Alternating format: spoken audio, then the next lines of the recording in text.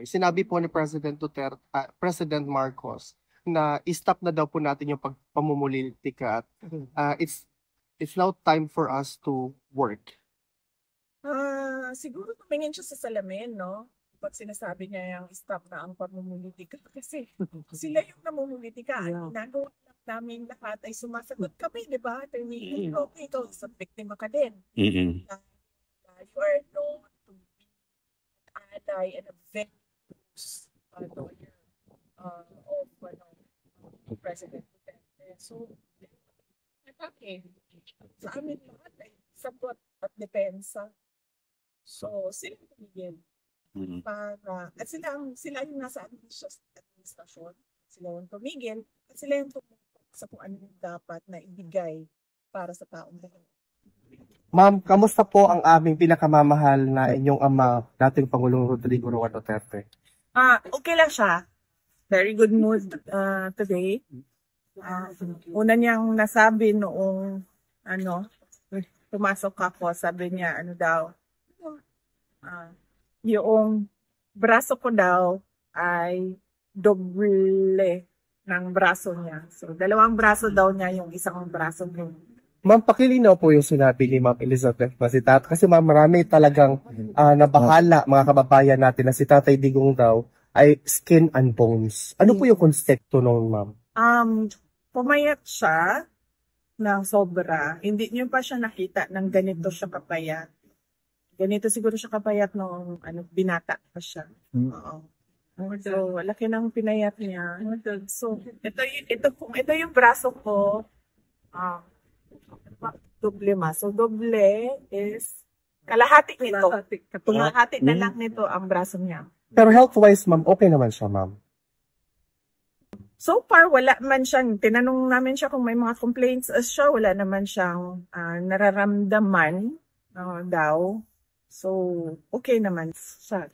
On that note, kasi wala din naman siya sa hospital part ng prison. Nandun siya sa regular detention unit. Kasi lahat ng mga Pilipino, ma'am, talagang nagdadasal para sa speedy recovery ni PRRD kasi we are definitely more than willing to welcome him sa outside world. Oh, yes. Oo. Marami ang nagdadasal na sana ay mag-grant na yung ma-dismiss na yung kaso based on jurisdiction at decision na yun ngayon, mabigyan siya na. Ma'am, meron bang mensahe si PRRD sa mga kababayan natin sa buong mundo? Sinabi niya na I did what I had to do for my country and then I have no regrets sa mga ginawa. Ma'am, nasabihan niyo ba siya na hindi talaga titigil yung mga Pilipino sa pagsuporta sa kanya sa pagpapakita ng crisis? Nabanggit namin, no, na nandito kayo at nabanggit din namin yung walk for Duterte no, July 5 dito sa The Hague. Na-mention din namin yung run for Duterte sa Davao City at sa Cebu yung July 6. So, alam niya.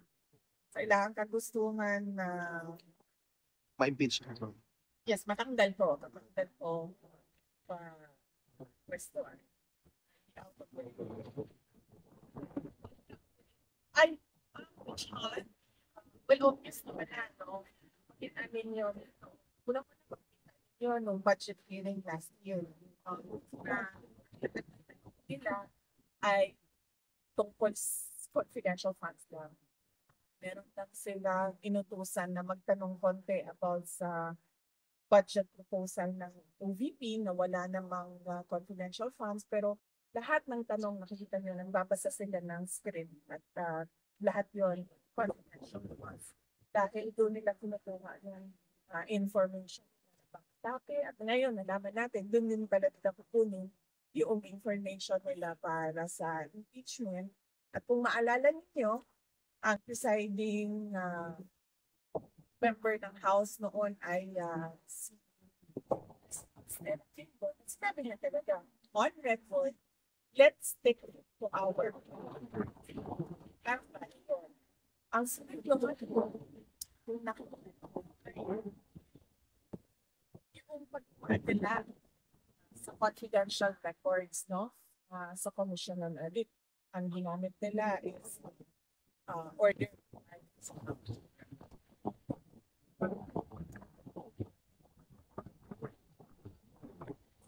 sa loob ng Commission on Audit.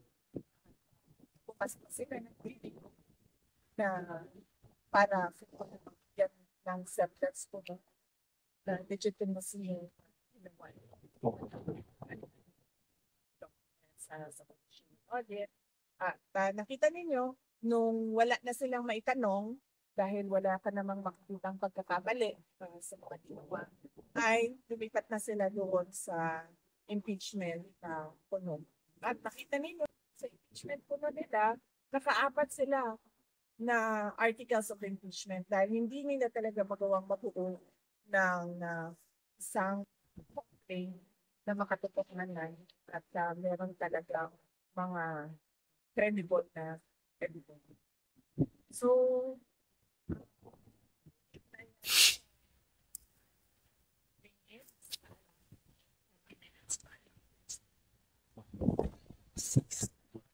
Ma'am, on a different okay. Ano ma'am, my question kasi is that tinanong ko kay Attorney Kaufman, ano ang reaction niya sa Secretary of Justice Remulla na allegedly na-destroy na yung evidence kaya hindi na sila makapag-file doon sa local court sa Pilipinas and they're ceding the issue or the situation dito sa ICC. Sinabi ni Attorney Kaufman po na in as far as destroying evidence is concerned, wala pong ginawa si BRRD because that is a criminal offense. Ano po yung reaction ninyo ma'am sa statement ni Secretary Remulla na wala daw evidence? A lot of Filipinos are thinking, if there are no evidence in the Philippines, what kind of evidence will be presented before the ICC? Gawa talaga na ebidensya at ebidensya at kinuha yun by force or intimidation or harassment. Your reaction po na gobyerno ng Pilipinas ang gagastos para sa 4 na witnesses by way of cooperating with the ICC? Well, lugpot. Dahil unang-una, sinasabi nila walang ebidensya, pero meron sila kayong witnesses, kung ano naman yung padabayaran mo pagbabiyahe. Pero nakakalungkot kasi sobrang bagal ng dalaw nila para sa ating mga kababayan na naipit sa pagkerahan sa Iran at sa Israel. Kaya kaya nakikita natin at nakikita ng taong bayan nasaan ba talaga yung priorities ng administration na ito. Apparently, puro politika lang yung paninira na sa politika lang. At ito nga po mga kababayan, muling bumalik po sa Dahig Netherlands si Vice President Sara Duterte para samahan yung kanyang ina na si Ma'am Elizabeth Zimmerman para doon sa pagbantay kay Pangulong Duterte mga kababayan doon sa Dahig Netherlands. At kanya nga pong sinagot itong mga interview ng mga Pilipino doon sa Duterte Street mga kababayan na araw-araw pong nagbantay doon sa Duterte Street Dahig Netherlands mga kababayan sa labas po ng detention facility ni former President Duterte. At dito sinagot ni VP Sara itong kanilang mga katanungan mga kababayan patungkol dito sa statement ni PBBM mga kababayan na tapos na daw ang politika, panahon na para magserbisyo para sa taong bayan mga kababayan. At dito tila sinupla ni VP Sara itong si President Marcos Jr. at sinabi niyang dapat manalamin ito dahil unang-una sila yung namumulitika. Itong administration ni President Marcos daw mga kababayan ang namumulitika at tanging ginagawa lang po nila ay sinasagot yung mga binabato nilang issue laban kay Vice President Sara Duterte mga kababayan at sabi pa ni VP Sara na tila itong administration ay malabo yung patutunguhan dahil puro pamulitika lang yung kanilang ginagawa imbis na magserbisyo para sa taong bayan.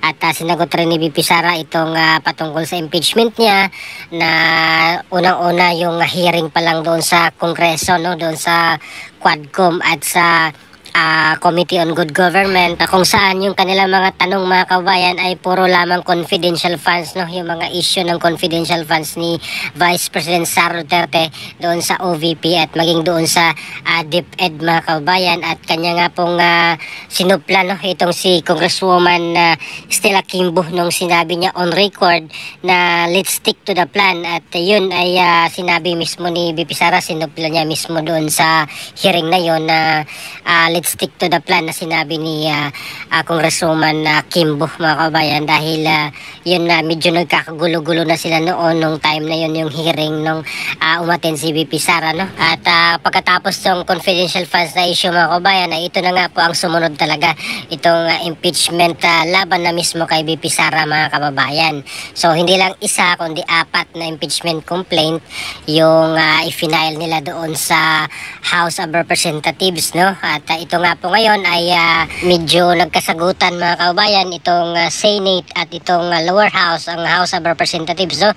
Sa pamamagitan ng kanilang mga spokesperson, itong si Attorney Reggie Tungol, no, ng impeachment court spokesperson laban naman dito sa House of Representatives, mga kababayan, no, sa prosecution panel or prosecution team, na kung saan inutusan nga po itong House of Representatives, no, na magsagawa ng certification, mga kababayan, na magpatunay na hindi po sila lumabag doon sa 1-year ban dito sa impeachment case per year. At hanggang ngayon ay hindi pa nga po nila ito binigay, no, doon sa Senate, mga kababayan. At marami pa po silang sinasabi na kung ano-ano, no, patungkol dito sa hinihingi ng certification, mga kababayan. At matandaan natin na pinabalik nga po ito dito sa House of Representatives, no, itong impeachment complaint. Pinarikant po ito, mga kababayan, nung unang motion ni Senator Bato de la Rosa na i-dismiss, mga kababayan, na diretso itong impeachment complaint, pero inamend lamang po ito kasi meron pong inano si Senator Cayetano, no, si Senator Alan Cayetano, na imbis na i-dismiss totally ay i-recant na lang or ibalik na lang dito sa House of Representatives at humingi sila ng certification na pagpapatunay na hindi sila lumabag doon sa 1-year ban ng impeachment complaint, mga kababayan. Pero imbis na mag-submit sila, mga kababayan, no, ng lahat ng mga hinihingi ng impeachment court, mga kababayan, no, dito sa Senate, ay tila marami pa pong mga patutsada itong taga House Prosecution Panel, mga kababayan, na binabato laban dito sa Senate, mga kababayan. Kaya aabangan natin itong, mga kababayan, no, itong impeachment complaint, kung ano pong progress nito matapos dito sa or pagkatapos ng SONA ni Pangulong Marcos Jr. ngayong July 28, mga kababayan. Tingnan natin kung uusad ito ngayong pagkatapos ng SONA, mga kababayan. At sinabi naman mismo ni VP Sara noon pa na itong pakay nila ng impeachment ay hindi talaga para mapanagot si VP Sara dito sa binabato nilang issue, mga kababayan, no, itong confidential funds, pagkat yung reason lang nila ay gusto nilang tanggalin si VP Sara, no, na hindi na siya makatakbo sa 2028 dahil meron once ma-convict po si VP Sara ay talagang hindi na po siya pwedeng kumandidato kahit anong posisyon, mga kababayan, no. At sinabi naman din mismo ni VP Sara yan noon pa, at politika yung dahilan, hindi yung talagang papanagutin siya kung if ever nagkasala man siya. Kaya china-challenge nga ni VP Sara na magkaso sila sa korte, kasi doon sa korte ay may parusa. Ayan, pwedeng makulong at magmulta si VP Sara kung ano man yung maging kasalanan niya. Pero dito sa impeachment ay hindi po siya dito makukulong. Yung parusa lang po dito, kung if ever ma-acquit siya, ay hindi na po siya pwedeng humawak ng posisyon sa gobyerno, at hindi po siya pwedeng makatakbo na kahit anong posisyon, mga kababayan. At sinabi rin mismo ni VP Sara na hindi po siya dadalo, no, dito po sa SONA ni PBBM ngayong July 28, mga kababayan, no. At sabi ni VP Sara na wala namang magandang ibalita daw itong si Pangulong Marcos ngayon sa SONA niya. Ayan. At sinabi rin mismo ni VP Sara, mga kababayan, no, na itong si Pangulong Duterte ay pumayat talaga. Yung kanyang braso daw, mga kababayan, ay kalahati na lang sa braso ni VP Sara. Ayan, so sabi ni VP Inday, although pumayat po siya, pero wala naman daw siyang nararamdaman, mga kababayan, nung tinanong niya kung if ever may complaint siya, may sakit sa katawan. Wala naman daw, bukod dun sa kanyang pagpayat dahil daw po sa appetite, loss of appetite, mga kababayan. Wala po siyang ganang kumain doon sa mga pagkain na nakahain o doon mga piniprepare na pagkain doon sa dahig, no. Kasi yung pagkain Pilipino, yung gusto ni PRRD, yung mga tuyo, yung mga pritong saging, yun yung mga kinakain niya dito sa Pilipinas. Yung mga munggo. Ayan. At mananatili si VP Sara mga kabayan, no? Hanggang 23 yata kung hindi ako nagkakamali doon sa Dahig Netherlands, at meron pa po siyang mga activities din doon mga kabayan sa ibang bansa kagaya ng Kuwait at maging dito sa South Korea mga kabayan, no? Itong kanyang meet up mga kabayan, no? Or meeting with the Filipino communities po doon sa mga OFWs doon sa Kuwait at dito po sa may South Korea mga kabayan, no? Kung matuloy. Ayan, so maging dito sa ICC issue mga kabayan ay sinagot rin po to ni VP Sara, no? Yung patungkol doon sa kay Secretary or Justice Secretary Boying Remulla na wala nga po silang ebidensya talaga mga kabayan dito po sa kaso na inahain nila kay Pangulong Duterte dito sa ICC. Pero itong gobyerno ng Pilipinas ay talagang umamin na natulungan itong mga di umano'y biktima mga kabayan ng 4 na witnesses dito sa ICC case ni Per RD na dadalhin nila doon sa Dahig Netherlands mga kababayan. Itong gobyerno mismo ni Pangulong Marcos ang tutulong doon sa mga witness na sinasabi nila na mga biktima umano dito sa crimes against humanity laban dito kay former President Rodrigo Roa Duterte mga kababayan. At sinabi naman ni VP Sara na wala silang ebidensya talaga at gawa-gawa lang po nila itong sinasabi nilang ebidensya. So ngayon mga kababayan, ano pong opinion nyo dito sa mga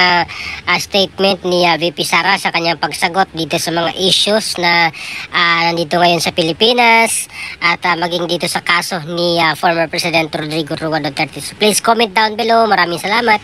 God bless po sa ating lahat.